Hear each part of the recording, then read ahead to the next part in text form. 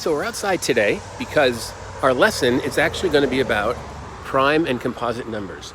And the reason why I'm out here is because I don't know if you can hear it other than the traffic, but prime numbers are actually a key part of nature. In fact, one insect is able to survive and have what's called an evolutionary advantage because of prime numbers. This past summer, if you were in Charlotte or in or Asheville, North Carolina, you would have seen and heard back in June a huge explosion of these insects that came coming out of the ground, and they're called cicadas. Cicadas have different cycles, and they're in broods all over the East Coast and Midwest. The cicadas have a life cycle of they come out every 13 years or every 17 years. Now that might seem random. In fact, the last brood in Charlotte came out this past summer of 2020, and you won't see them again until 2037.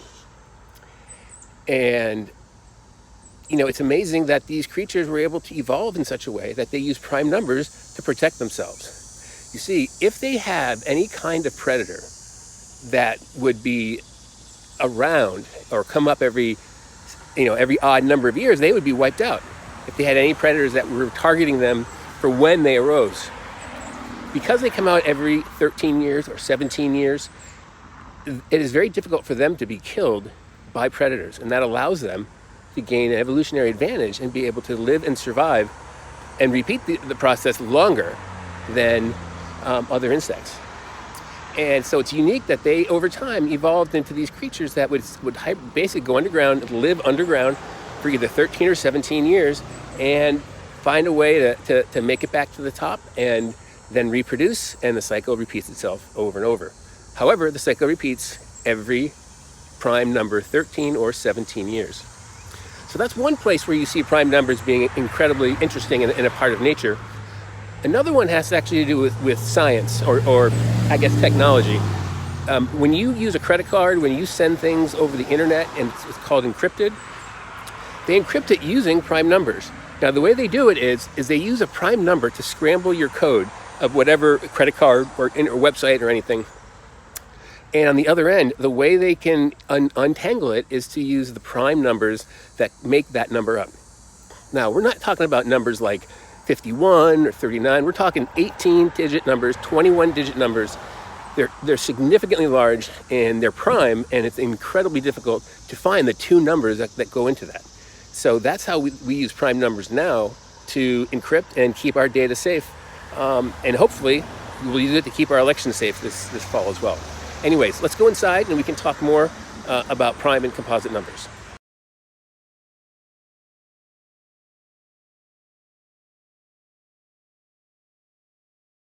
Welcome back, and thanks for joining us. Today we're talking about prime and composite numbers. And what I want to do is start off today by talking about my favorite number, 7. 7 is a prime number, and they lie at the heart of mathematics. Prime numbers do, but they're not just for mathematicians. Artists love them. Nature loves them, and even some creatures of the forest love them as well. We talked about a little bit earlier today about cicadas and how they use prime numbers to their evolutionary advantage. But prime numbers are used in everyday life. If you buy something on Amazon, you're using a prime number for the encryption. If you are using your phone, prime numbers. A prime number is a positive number that is only divisible by 1 in itself.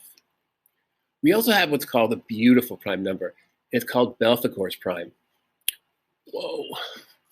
It's a large number. It starts with a 1, 13 zeros, then 666, and then 13 more zeros, and ends it with a 1. So it's got beautiful symmetry. And for most of us, we don't see that as accidental. So we see that as kind of artistic. So even mathematicians who are cool mathematicians, I don't know, but we like art and we see math as being very artistic. But you should also know that 1 is not prime. And why is it not prime? Because it only has one factor. And prime numbers need to have 2 factors, 1 and itself. What's interesting though is that 1 was actually considered a prime number all throughout time up until about the 20th century. It was only after they rewrote some of the definitions that they decided to have 1 become not a prime, because 1 caused a lot of difficulty with some of the theorems and and ideas that mathematicians had because it just didn't act like the other numbers did.